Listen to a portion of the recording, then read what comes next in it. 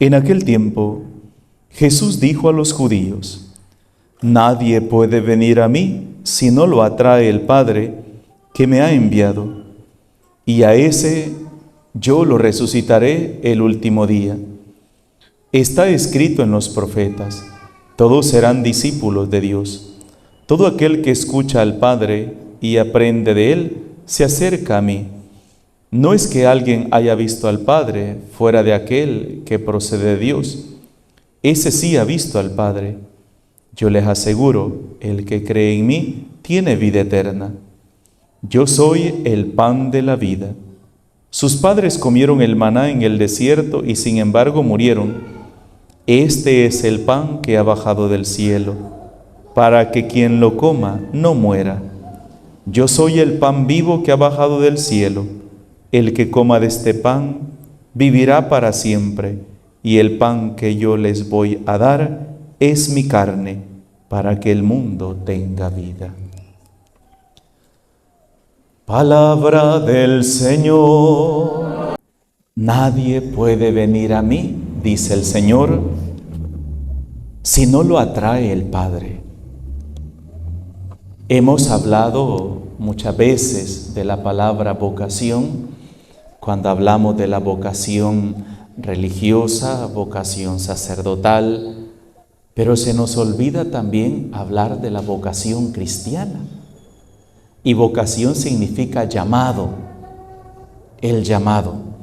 Hoy en nuestros tiempos hemos estado escuchando sobre muchos santos que el Papa ha canonizado. Me llamó la atención el año pasado, me parece que fue, o antepasado, pero fue hace poco, el Papa Francisco beatificó a una familia completa, a una familia completita, pero numerosa, al papá, a la mamá, y me parece que eran como 5 hermanitos, chiquititos, de diferente tamaño, y me impresionó un resplandor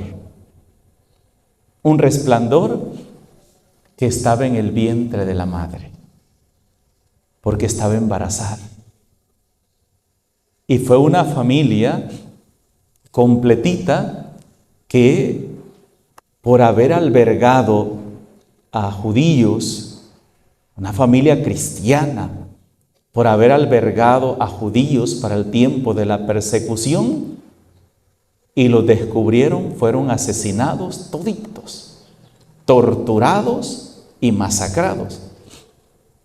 Pero no solamente se les beatificó por el hecho de que ellos habían sido una familia que para la Segunda Guerra Mundial albergaron a judíos que estaban siendo perseguidos por los nazis. No, fueron beatificados por la vida que ellos llevaban. Es que partiendo de una vida cristiana de acuerdo al Evangelio, van a depender las acciones que vamos a realizar después. Ahí está la clave. Ellos no conocían a esas personas, sabían que exponían su vida, pero sabían que eran seres humanos, sabían que eran personas inocentes, que estaban siendo perseguidas simplemente por ser judías. No porque habían levantado un arma, no eran asesinos, no eran ladrones, no. Eran niños, ancianos, mujeres, que andaban huyendo, buscando dónde esconderse, y esta familia los albergó. Y cuando los asesinaron, la señora estaba embarazada. Y ese niño que estaba ahí en el vientre de la madre, también es beato. Elevado a ser beato con la sangre, su sangre derramada por Cristo. Una familia cristiana. Y a veces, hermanos, hablamos tanto de la vocación religiosa, de la vocación sacerdotal, y se nos olvida que la vocación, que el llamado, lo ha hecho Dios para todos. Ustedes, hermanos míos, No solamente las hermanas religiosas que están aquí han sido llamadas, y yo también. Todos hemos sido llamados. Y hemos sido llamados desde el sacramento del bautismo. Incluso la palabra de Dios dice, desde que estabas en el vientre de tu madre, yo te conocía. Yo te conocía desde que estabas en el vientre de tu madre. Pues Dios fue quien nos creó. Y me acuerdo que nos decían a nosotros en el seminario que el que no es un santo seminarista, tampoco será un santo sacerdote. Y eso creo yo que también va para las religiosas, ¿verdad? Si una preaspirante o postulante o novicia no es santa en su vida de formación, tampoco lo será el día que vista los hábitos. Porque la santidad es un llamado para todos. Y no por el hecho de llevar un hábito o llevar un ornamento, no. Es que estamos llamados a la santidad por ser hijos de Dios. Y esa santidad no es solamente porque decimos, ay, qué santo es hermano, qué santa es hermana, porque va todos los días a misa, porque se viste de esta manera. No, hermano. La santidad no se demuestra estando sentado en una banca o con la ropa que vestimos. La santidad se demuestra con nuestras obras. La forma como yo me comporto, la forma como yo trato a los demás, la forma en la que yo convivo con mis hermanos, con mis hermanas. Porque no puedo decir que yo estoy cerquita de Dios y que amo a Dios porque me confieso, porque comulgo, cuando en mi corazón no caben mis hermanos. Y por eso Santa Teresita del Niño Jesús decía, a mi parroquia se lo he dicho tantas veces, ¿cómo decía? La gente aquí se lo sabe. Santa Teresita decía que la santidad consiste en hacer con amor, momento tras momento, la voluntad del Señor. Yo se los he enseñado muchas veces y se los he dicho. La santidad es esa, hacer con amor, momento tras momento, la voluntad del Señor. Y San José María Escrivá de Balaguer decía que la santidad también se puede conseguir cocinando para las madres de familia. La santidad también se puede conseguir trabajando en la calle, en el mercado, porque la santidad es para todos, porque Dios nos ha llamado. Y hermanos, es que a veces pensamos que la santidad es solamente para llevar una vida bonita, para que cuando me muera me eleven a los altares y me pongan una imagencita mía, y para eso no, hermano. Es que la palabra de Dios dice que sin santidad nadie verá al Señor. O sea, no aspirar a la santidad es no aspirar a ir al cielo. Esa es la santidad. Cuando tú no luchas por tu santificación, cuando yo no lucho por mi santificación, entonces tampoco estoy luchando por ganarme el cielo. Cuando yo no encarno el Evangelio de Cristo en mi vida, cuando yo no soy consciente de que el Señor me ha llamado y me ha llamado a una vida de santidad, a una vida de entrega, a una vida de amor. Esa es la vocación del cristiano. La vocación del cristiano, de todos, del Papa, de los obispos, los sacerdotes, religiosas, laicos. La vocación que todos tenemos es hacia la santidad. Claro, Dios nos podrá haber llamado, a más de llamarnos a la santidad, a desempeñar un ministerio dentro de su iglesia.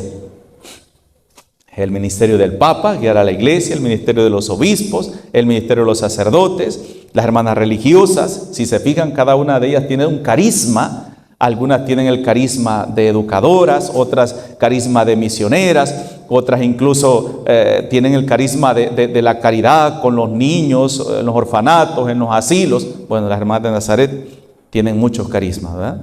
Tienen asilos, trabajan en el hospital, en las escuelas, en la educación. Y todos esos son carismas, todos esos son ministerios que desempeñamos. Pero la vocación principal, ¿cuál es? A la santidad. A la santidad. Esa es la vocación principal de cada uno de nosotros. Y Jesús hoy nos dice, nadie puede venir a mí si no lo atrae el Padre que me ha enviado. Y a ese yo lo resucitaré en el último día. Está escrito en los profetas, todos serán discípulos de Dios. ¿Qué significa? Si somos discípulos de Dios, significa que Él es nuestro maestro. Y todo cristiano debe aprender a poner su mirada en Jesús. Jesús es el que nos muestra cuál es el verdadero amor. Jesús es el que nos muestra cuál es la vocación del verdadero cristiano. Acuérdense, hace poco estábamos celebrando la Semana Santa y recordábamos lo que Jesús nos dejó en el Jueves Santo. De hecho, se leyó durante varios días. El pasaje de San Juan nos presenta en varios días, no nos presenta en un solo capítulo lo que sucedió el Jueves Santo. Ahí Jesús dio el mandamiento del amor.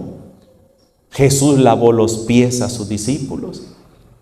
Y Jesús también nos habla qué es lo que Él quiere para su iglesia. Padre, que todos sean uno, como tú y yo somos uno, para que el mundo crea que tú estás en mí y yo en ti. El verdadero cristiano, hermanos, vuelvo y repito, es aquel que va a la iglesia, busca a Dios, aprende de Dios y lo pone en práctica. Porque no todo el que viene a misa viene porque quiere ser buen cristiano. Ojo con eso, ¿de acuerdo? No todo el que viene a misa, no todo el que anda metido en la iglesia, anda buscando ser un buen cristiano. Y una anécdota que me pareció bien chistosa, no sé si ustedes la vieron. La Catedral de San Miguel tiene cámaras por todos lados. Entonces, había una señora en la primera banca. ¡No, hombre!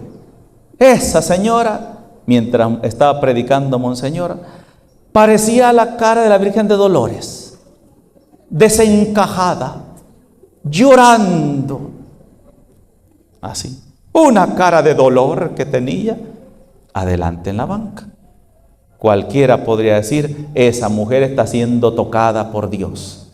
¿Verdad? Hermanos, nos podemos equivocar. La señora sin vergüenza, estaba otra señora a la par sentada.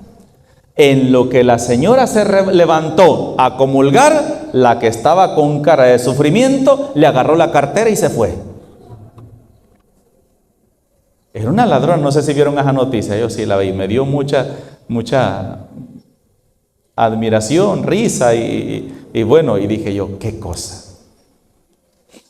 Imagínense aquella señora, creo que está todavía esa foto. Si ustedes ven a esa señora, no hombre, tiene una cara y viendo para la frente, pero yo creo que era visca, porque en vez de estar viendo para adelante miraba la cartera. Solo se descuidó la señora y agarró la cartera y se fue. Y digo porque lo publicaron después y dijeron, a tal señora le robaron una cartera, esta señora la que le robó. Creo que pidieron las cámaras de catedral para ver quién era el que le había robado la cartera a la señora. Entonces no nos engañemos. No todo el que va a la iglesia, no todo el que pasa metido en la iglesia, va porque quiere servir al Señor. Y a veces nosotros con esos malos testimonios nos quedamos y decimos, ¿para qué voy a ir a la iglesia? ¿Para qué voy a ir a misa? Miren como la fulana, miren como fulano.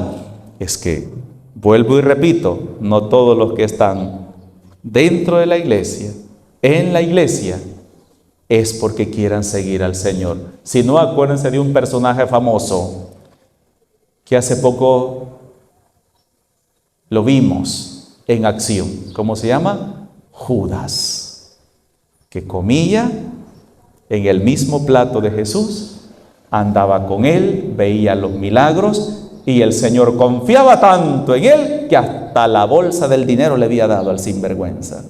Y todo lo que caía ahí, se lo robaba. Entonces, hermanos, recuerden quién es nuestro Maestro. Hoy Jesús nos dice, todos serán discípulos de Dios. ¿Quién es nuestro Maestro? Jesús. Es a Él a quien tenemos que seguir, imitar y aprender de Él.